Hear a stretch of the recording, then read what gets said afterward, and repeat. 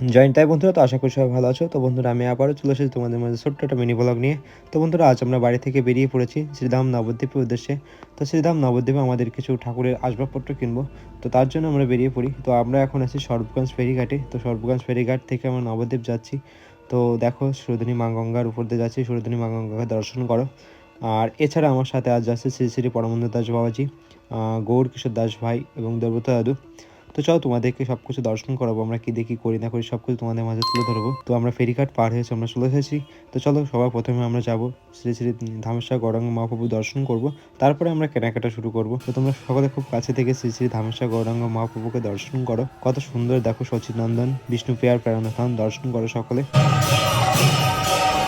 তো বন্ধুরা, আমরা গৌর হরিকে দর্শন করে তো আমরা কেনাকাটা করতে চলে এসেছি।